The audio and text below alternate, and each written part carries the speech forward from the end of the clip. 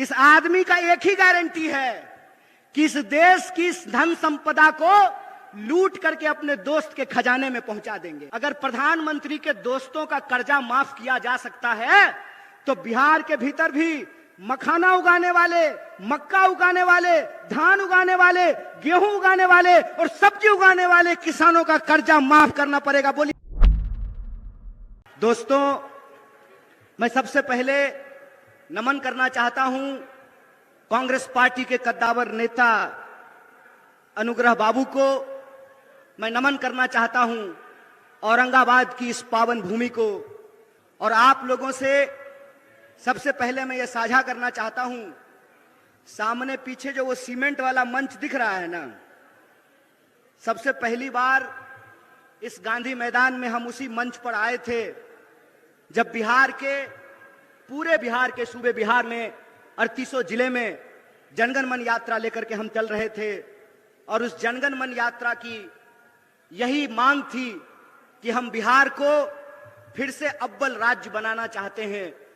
बिहार की जो गरिमा है उस गरिमा को वापस लाना चाहते हैं और बिहार की जो संस्थाएं हैं, बिहार के जो विश्वविद्यालय हैं, उनका मान सम्मान वापस दिलाना चाहते हैं।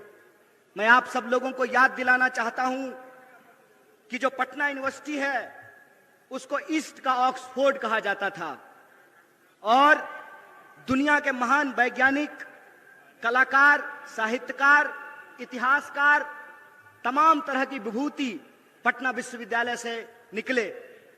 मेरी भी पढ़ाई लिखाई मगध यूनिवर्सिटी से हुई है और मगध क्षेत्र के एक बड़े मशहूर मगही कवि हुए जिनका नाम था मथुरा प्रसाद नवीन।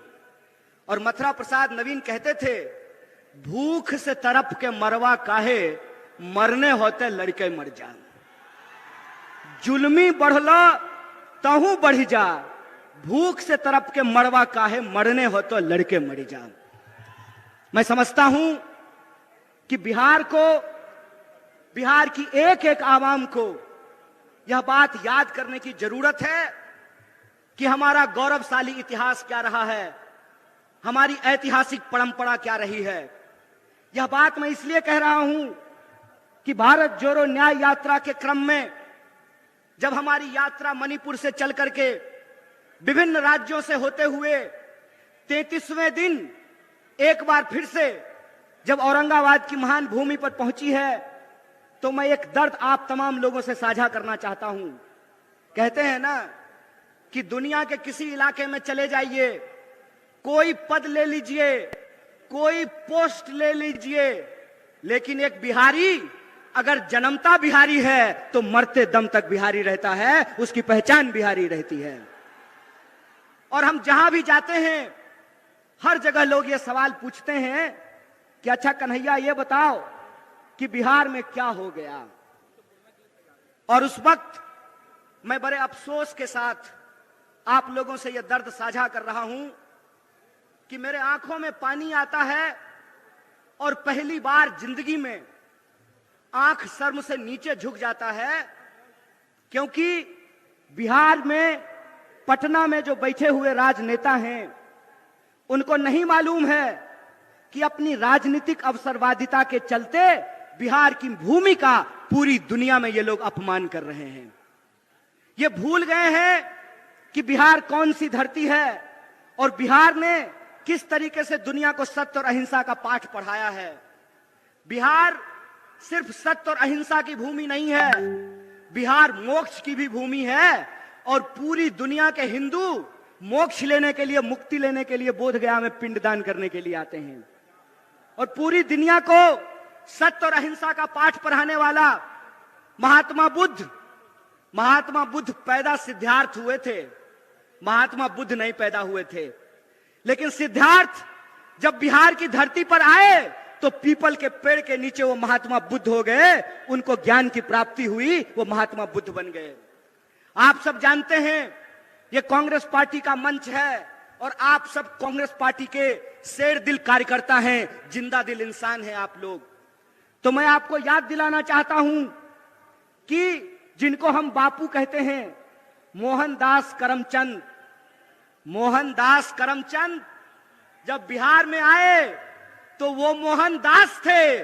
बिहार की जनता ने उनको महात्मा गांधी बना दिया, बिहार की जनता ने उनको बापू बना दिया।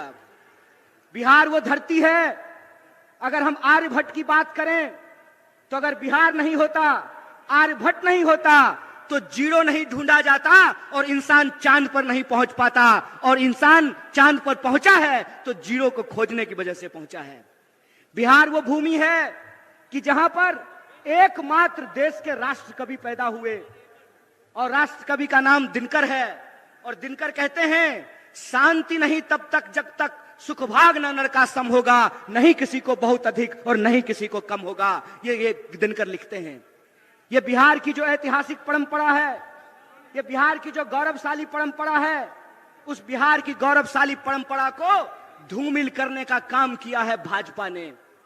बिहार की गौरवशाली परंपरा को पलटू राम बनाने का काम किया है भाजपा ने।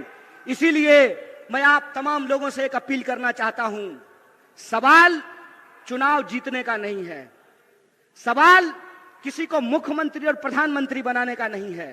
सवाल यह है कि बिहार में रहने वाले जो 14 करोड़ लोग हैं, चाहे वो किसी भी जाति के हों, चाहे वो टीका लगाने वाले हों या टोपी पहनने वाले हों, किसी भी धर्म के हों, किसी भी संप्रदाय के हों, किसी भी बोली को बोलने वाले हों, चाहे वो मगही बोलते हों, भोजपुरी बोलते हों, मैथिली बोलते हों, अंगिका बोलते हों, कोई भी भाषा बोलते हों, बिहार के जो 14 करोड़ लोग हैं उनके आत्मसम्मान का सवाल है। फुटबॉल है जी, हैं? वोट ले लीजिएगा और जब मन करेगा तब लतिया दीजिएगा, हैं? ये जो बिहार के लोग हैं, बिहार के लोगों को ये सोचना पड़ेगा। महज अपनी कुर्सी के लिए, महज अपनी राजनीति के लिए, महज अपने चुनावी गुना गणित के लिए बिहार के भविष्य को अंधकार में धकेला जा रहा है। इसीलिए मैं बिहार के नौजवानों से खास करके ये अपील करना चाहता हूं, दोस्त, एक बात याद रखिएगा, ये लड़ाई किसी पार्टी को सत्ता में लाने की नहीं है। ये लड़ाई इस बात की है कि अगर हम इस देश के नागरिक हैं तो हमारा हक इस देश के दूसरे नागरिकों के बराबर है कि नहीं है। लड़ाई इस बात का है कि अगर इस देश में गृह मंत्री का बेटा कौन है, बोलिए ना जी, आपको ईडी से थोड़ी डर लगता है। अरे आप लोग तो ईमानदार लोग हैं। आपके घर पे अगर इनकम टैक्स वाला आ जाएगा तो उल्टे उसको चाय पिला करके जाना पड़ेगा। आपको घबराने की जरूरत नहीं है। डरे वो, घबराए वो जो बेईमानी किए हो, जो ईमान से जीते हैं, उनको डरने और घबराने की जरूरत नहीं है।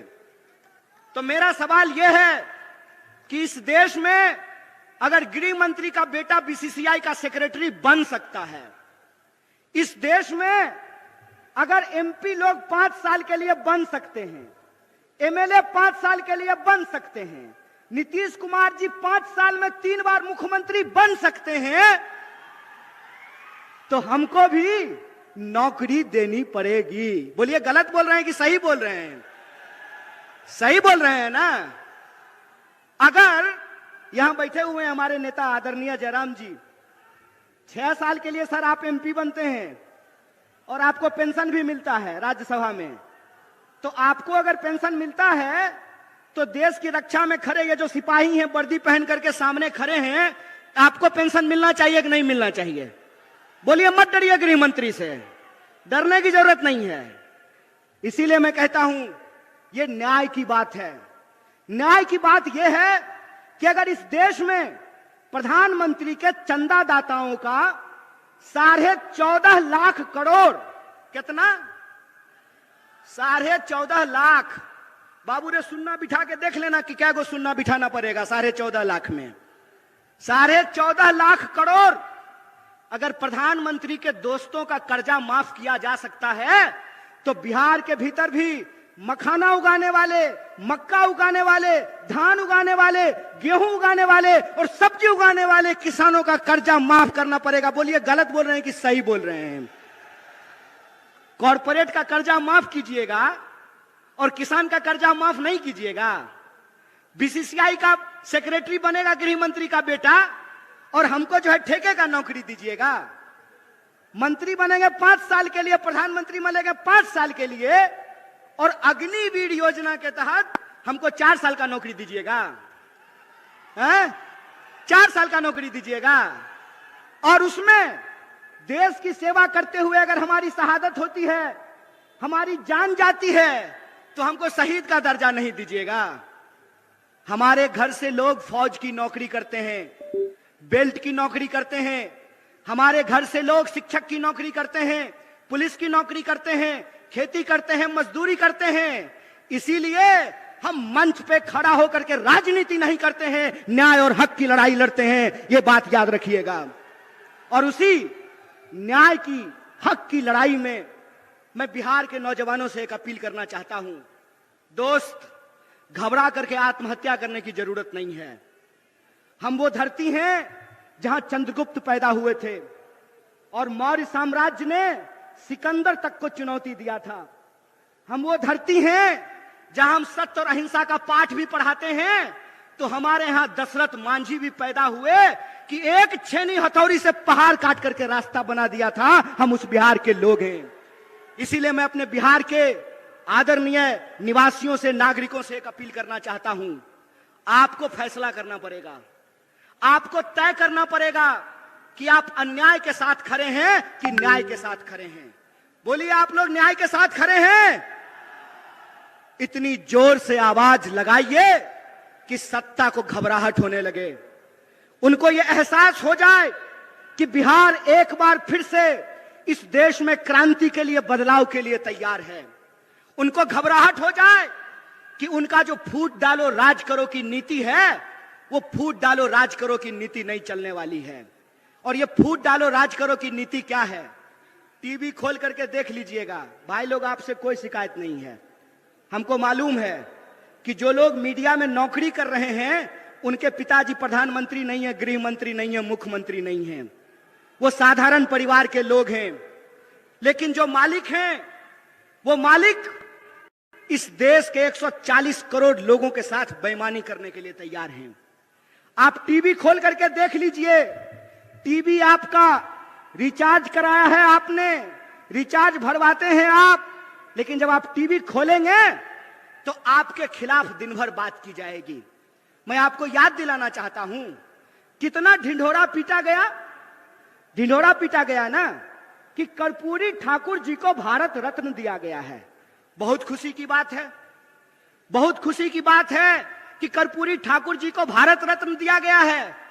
लेकिन कर्पूरी ठाकुर जिस समाज के लिए लड़ते थे, जिस समाज के हक और अधिकार के लिए लड़ते थे, उनके बच्चों के भविष्य के साथ खेला जा रहा है। उनकी नौकरियां समाप्त की जा रही है, उनकी नौकरियां छीनी जा रही है। किसानों को उनके फसल का दाम नहीं दिया जा रहा है, मजदूरों को मजदूरी नहीं दी जा रही है, महिलाओं के साथ अत्याचार किया जा रहा है।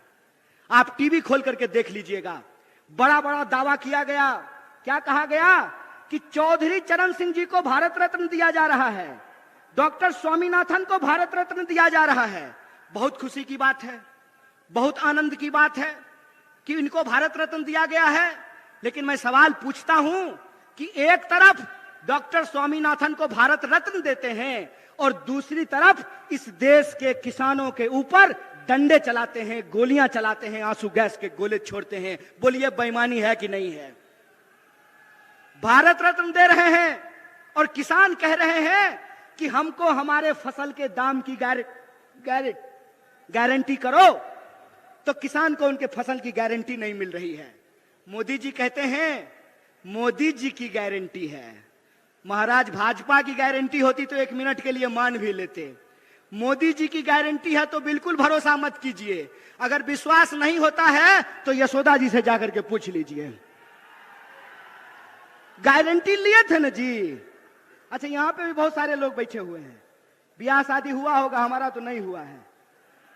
तो हिंदू रीति रिवाज से अग्नि को साक्षी मान करके 7 फेरा ले करके, हिंदू रीति रिवाज से अग्नि को साक्षी मान करके 7 फेरा ले करके 7 जन्म का वादा निभाने का गारंटी लिए थे ना मोदी जी। किए पूरा? किए पूरा? भाग गए ना छोड़ के? कोई गारंटी नहीं है इस आदमी का। इस आदमी का एक ही गारंटी है कि इस देश की इस धन संपदा को लूट करके अपने दोस्त के खजाने में पहुंचा देंगे। एक ही गारंटी है कि रेलवे बेच देंगे, एयरपोर्ट बेच देंगे, पोर्ट बेच देंगे, सड़क बेच देंगे, नदी बेच देंगे, खदान बेच देंगे, और इस देश के जो आम लोग हैं वो नौकरियों के लिए दर दर तड़पेंगे, दर दर भटकेंगे।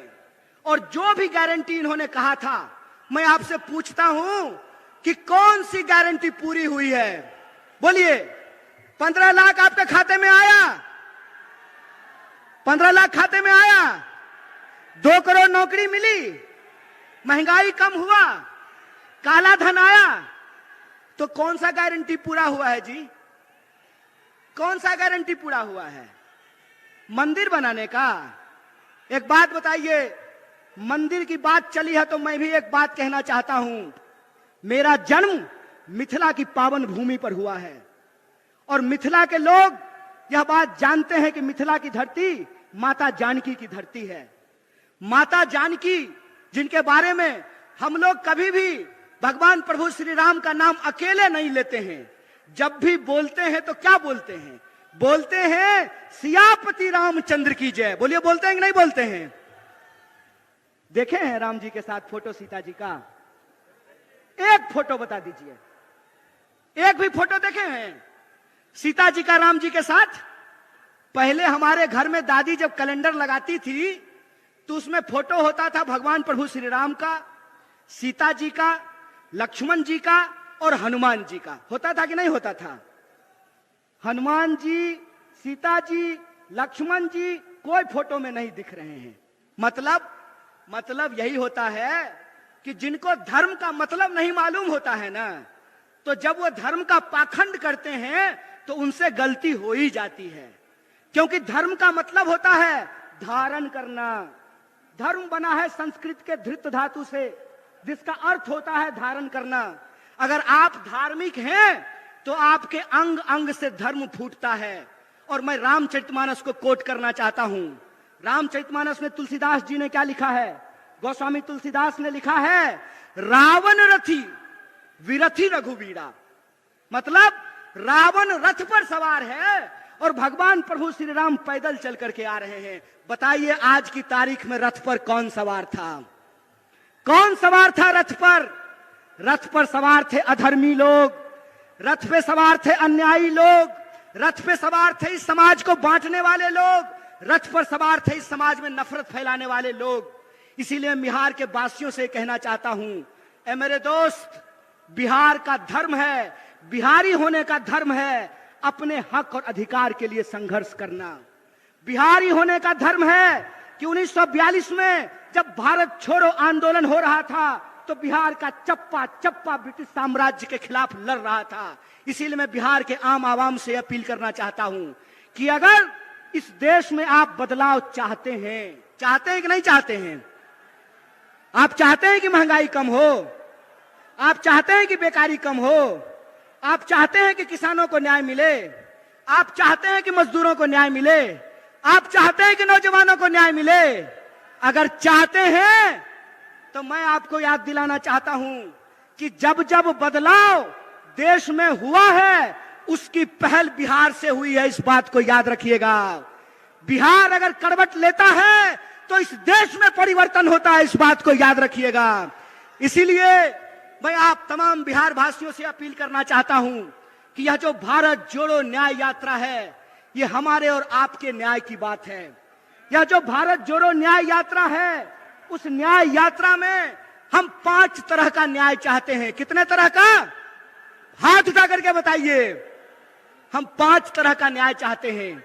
हम चाहते हैं कि इस देश में युवाओं को न्याय मिले, इसीलिए हमारा पहला न्याय है युवा न्याय। हम चाहते हैं कि इस देश में सभी समुदाय के लोगों को, सभी जाति के लोगों को, चाहे वो गरीब जनरल हो, चाहे वो पिछड़ा हो, अति पिछड़ा हो, दलित हो, महादलित हो, अल्पसंख्यक हो, अक़लियत समाज के हो, महिला हो, पुरुष हो, हम सबकी भागीदारी सुनिश्चित करना चाहते हैं। तो दूसरा न्याय है हमारा भागीदारी का न्याय, हिस्सेदारी का न्याय। और तीसरा न्याय है हमारा, तीसरा न्याय है मजदूरों को न्याय। चौथा न्याय है हमारा नारी को न्याय। और पांचवा न्याय है हमारा किसानों को न्याय। उन किसानों को न्याय दिलाना जो एमएसपी का हक मांग रहे हैं। और मैं आपको याद दिला दूं, भारतीय राष्ट्रीय कांग्रेस के माननीय अध्यक्ष श्री मल्लिकार्जुन खड़गे जी और हमारे नेता राहुल गांधी जी ने कहा है कि अगर इंडिया गठबंधन की सरकार बनेगी तो हम सबसे पहला काम यह करेंगे कि किसानों को एमएसपी की गारंटी देंगे, एमएसपी को कानूनी दर्जा दिया जाएगा। इसकी घोषणा कांग्रेस पार्टी ने की है। तो 5 तरह के न्याय देने से इस देश को शक्ति मिलेगी।